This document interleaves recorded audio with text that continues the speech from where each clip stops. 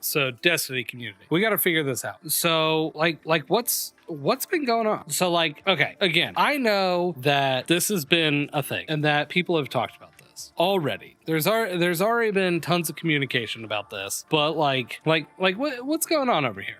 Look at this. I know like this was a thing like a month ago. Like this is where everybody started losing their minds about it, right? This is the low point compared to Curse of Osiris right here. That's October 23rd. And like the numbers, the player counts just keep going down, man. Like Steam charts, I pulled up that too before we got on.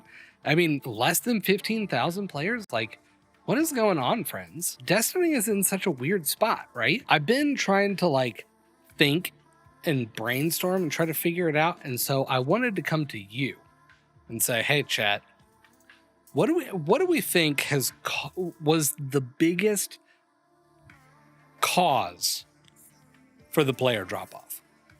So I think there's several things that's going on. I know I'm rehashing some like old thoughts here. Stick with me because I never talked about it. So you're chatting with me right now. We had the final shape happened last year. That was the big like end of everything, the whole 10-year saga. It was anyway. So we had the big whole lead up to the final shape. It was our Avengers Endgame moment where everybody was supposed to get together. We were going to have this huge, big climactic battle against the big bad of the whole big wide universe. And it was going to be great. Then we got no communication about what was happening next.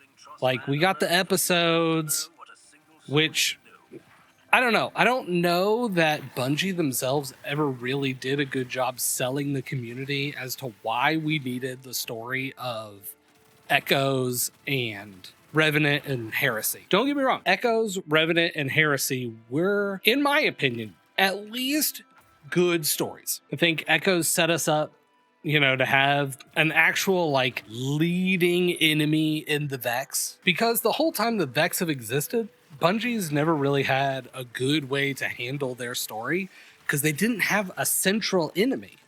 They are a hive mind robot that can time travel. How do you write that? You know what I mean? Yeah, I think I agree with you, Joe. I think the episodes are probably a place where the narrative team went, okay, we just finished this huge story that we've been painting for 10 years now. So what do we do from here? And they gave us episodes where they wanted to try to start breaking the mold of what Destiny had been for the last several years and give us some new narrative direction while also tying up other narratives. So like in Echoes, we get the introduction of Maya Sundaresh as the actual like big enemy leading the charge for the Vex, which is something we never had. We'd have several different Vex minds that we had to fight. Like, we had Panoptes, we had the one that Oryx took. Gosh, I don't remember its name, but it was it was part of the season of the Splicer. Okay, so Echoes did a good job of the narrative team saying, okay, well, let's center the Vex around a single entity so we can have, narratively speaking, a focus for them. Then I think Revenant was the let's tie up the story for the Scorn, because now Crow is or now Uldren is the Crow. We don't need Thickrel out here messing up what we can do in the future because lore reasons. And then honestly, Heresy was good. I really enjoyed the story of Heresy. I liked a lot of what we got in it. I just feel like it created a loose end that never existed and then tied it up and then never addressed the loose end that already existed. They invented Oryx was still a problem. Like, yeah, I know it was the echo of navigation. Like, it wasn't actually Oryx, the Taken King. Like, we have all this other sort of stuff that's going on. But, like, it was Oryx. And we were dealing with Oryx fighting with Savathun and Xivu Arath and Eris and all this other business. To also then have Eris take back up her hive divinity? Like, I thought that whole thing was already taken care of. I didn't know that, like, we needed to pick that up. We involved Eris, or not Eris, Savathun, Oryx, and Xivu Arath, but we didn't ever tie up Xivu Arath. We still haven't ever actually seen her. For 2 years, we were told, oh, Xivu Arath is this other thing that we got to pay attention to, and she's pissed at us because we killed Oryx, and Savathun is a guardian now, and blah, blah, blah, blah, blah, and we need to do something about Xivu Arath. We still haven't ever touched Xivu Arath, and I don't know why. So my point for at least the narrative of Heresy directly is that while it was a good story, I enjoyed it. I don't know that we needed it from either the setting expectations for the next saga of Destiny, and it didn't tie anything up. It created a problem, or it created a thing that didn't exist prior, and tell us, oh, well, we have to solve this problem without ever addressing the actual problem. Am I off on that? But what I think happened is the community is so used to connected stories. Like, all of our seasonal content, everything was all leading to the next thing. We were all used to connected stories that was telling a larger narrative year over year. But, like, I don't know that Bungie ever really made that vision matter. So when people saw the final shape, they were like, okay, this is a good jumping off point. And I understand that. There was so much hype going into the Edge of Fate. Like, I was expecting a lot of people that said, you know, after the final shape, I'm going to go away to, like, come back with Edge of Fate. And I think going back to this graph, like, you could see that is in fact what happened. Like, up here, like, we got a lot of people back. Like, it jumped way high up for Edge of Fate, which is awesome. And I think, like, a lot of people really enjoyed the narrative. It told a good story. It was really interesting. Like, we're getting into the 9, which is a part of lore that we never really fully talked about in the past. There's a huge black spot that happened with Edge of Fate. Like a big one. And it's right here. This button.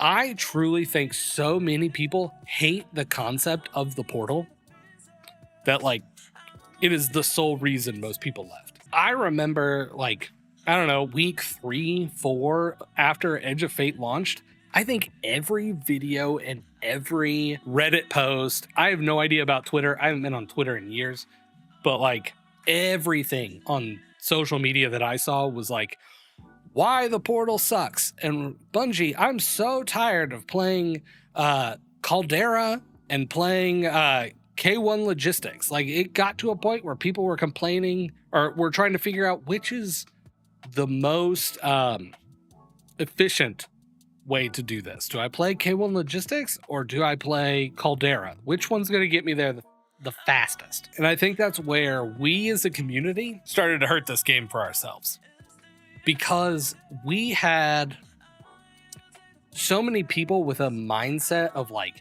how do I play this game the most efficient way possible, that they trap themselves into playing one thing over and over and over again.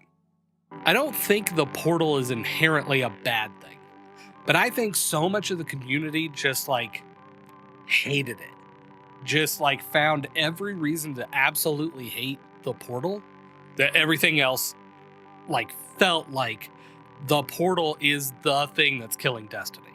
In my opinion, the thing that the portal actually did was make everything else that was in the game that wasn't a part of the portal absolutely irrelevant from the getting valuable loot idea.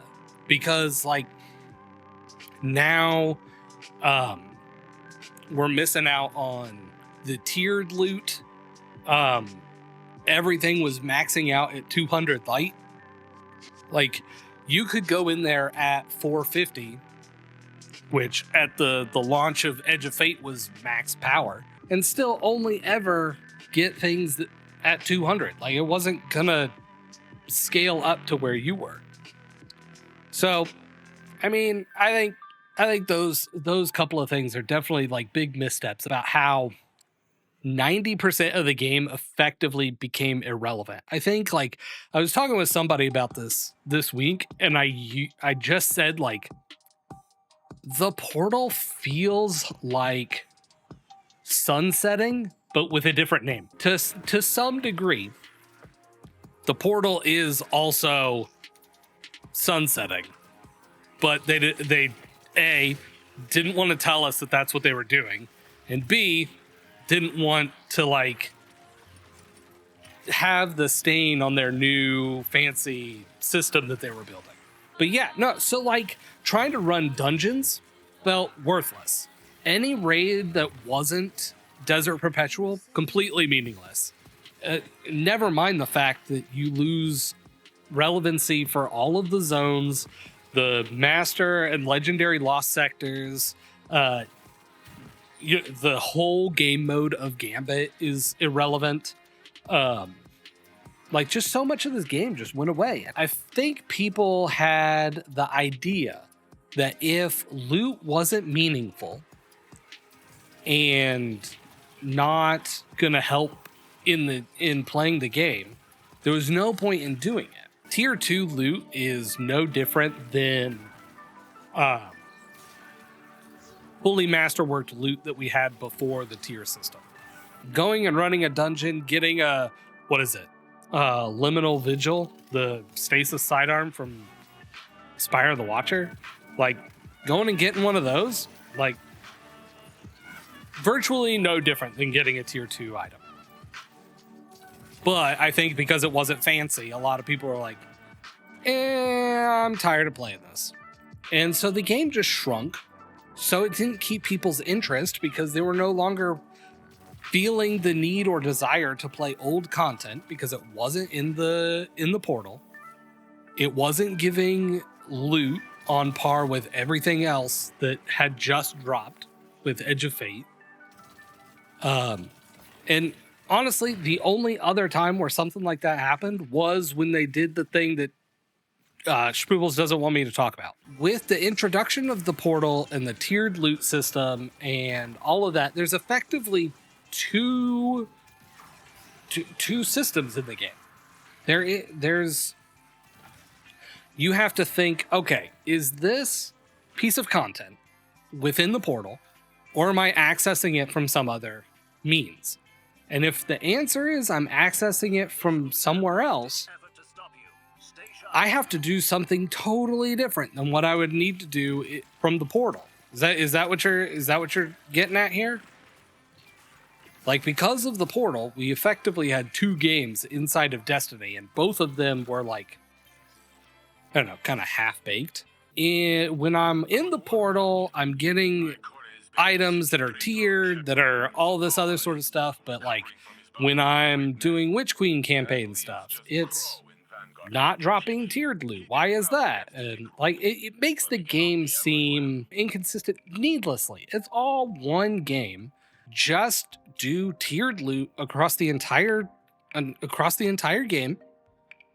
Yeah, things might get wonky, but like you did this, Bungie. I do think that there is a part of all of this that is just people getting tired of the antics going on at Bungie. Like, I think it was people getting tired of Pete Parsons' terrible choices I think it's the bad, just general mismanagement. I mean, like we could harp on all of that as much as we want. I think that was a big problem. I think it was a thing that caused a lot of people to leave because they didn't want to support those things. I know of people in like my clan that just straight up gave up playing Destiny because they didn't want to support Pete Parsons and Destiny and Bungie and all that stuff. Did Bungie do a bunch of bad choices so that way they could overinflate their prices so that way they would look more attractive to Sony when they wanted to be purchased? Maybe. Like, I don't know, you don't know. We can only deal with what we can see. It's definitely possible. Were those obviously bad decisions? Yeah. Did it hurt Destiny? More than likely. But I mean, I don't want to get stuck on all that, but I do think if we're going to sit here and talk about what happened to Destiny, we can't not talk about the Bungie management antics a little bit. I do think there is a level of this that is the community just doesn't like what it asks for. So on the one side, you have years of the community complaining about the seasonal structure and how they didn't like it and they thought it was terrible and they wanted changes. And then when Bungie tries to make changes, you never hear, oh, this was a good change. I like this. This is awesome. No, you only ever hear about how terrible those changes were. Like the potion crafting system in Revenant, I thought that was awesome. The way they told the story through doing all of that and how they developed the seasonal mechanics around that, and we didn't buy one-time purchasable enhancements, and that was just our enhancements for the season because we're literally just checking boxes. But then when we had the potion system, like, it was our grinding of the game gave us materials to go back to the vendor to purchase upgrades for ourselves for later in the game. Like, I thought that was awesome, but because some of it was broken, which I understand is a pain point, but because some of it was broken, because it was new and different, a lot of people in the community hated the potions. We want power to mean something. So Bungie develops a new concept of making power meaningful in Destiny by making us work for it. You don't get to just log in, play it for a week, and be at max power level. That's what we had in Heresy, which was the last launch before Edge of Fate. Like, you just logged in.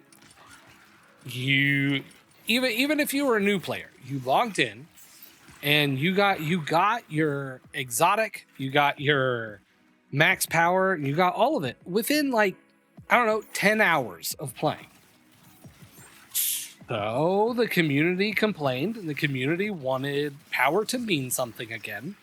So Bungie created a system where, I mean, friends, you were gonna have to work for it. And so they created a system, and then everybody complained about it, and now, like, looking to Renegades, like, before, all of our power was gonna get set back down to 200. This, like, Bungie changed their concept of what seasonal power was gonna look like. 200 was max power, and then anything above that was your seasonal power. Instead of the, like, 10 plus whatever you got out of the artifact every season. Yeah, so they changed their concept of seasonal power. So you would go from 200 to 450, and then we'd have the major expansion in the middle of the major update whatever Ash and Iron was. I don't remember what they called it, but you'd have the major update in the middle of the expansion that would give us the ability to go to 550. Then at the end of all of it, our new expansion. So originally looking to Renegades, we'd all get set back to 200 and we'd have to regrind all of that. Then on top of it, like power was related to the loot chase. So you weren't able to get tier 5s without being 350, 400 power level. Like that was part of it. So you're going to have to grind to get to a specific power level. So that way you could start getting new loot. So that way you could get better loot. So that way you could play more difficult content. Like the community was asking Bungie to make power level matter. And when they did, everybody started complaining about how they didn't want, or that it was too hard. It was too hard to grind to 450. I mean, like, friends, I'll just be honest with you right now. I only hit 450 last week. And I've been playing the game consistently since launch. Yeah, I mean, like, I've had time off, but it's because I'm an adult with a full-time job and a family and a life that is not centered around playing Destiny. So I think this is a thing that has happened a lot within the community. And, like, Bungie attempts to fix it in a way that makes that furthers the inconsistency problem. But now, like, their answer is there is no reason somebody should not be 300 light right now. There have been catch-up chests to get you to 300. There's even a catch-up chest launching with Renegades to get people to 300. And like we're losing getting reset. Like we're not going down to 200 now. Whatever power you're at the day before Renegades comes out is the power you will be at when Renegades starts. But I think that there is a mentality within the Destiny community that doesn't really know what it wants, but it's persuasive. So it gets a lot of people in the community to agree with them and then complain. I think that's the problem. For so long, it was the grinders that were the vocal group of the game. It was the people that wanted to sit down and play a single activity over and over and over again to get that one god roll, to get that one perfect piece of loot. Like, they wanted that. See, I have a hard time calling them a minority, though, because I don't know what the percentage of the population is. I mean, maybe this graph shows exactly that. Maybe this graph shows us that the grinders are, in fact, the minority. I just don't know. Like, this is a huge drop off here. I mean, I agree. I think to a degree, there has been a large preference towards big content creators and people who scream and yell on Twitter and Reddit. And those aren't necessarily the people you want to listen to if you want to make a thriving game. That's what Spuds is all about. I'm just your friendly neighborhood potato out here trying to game with people.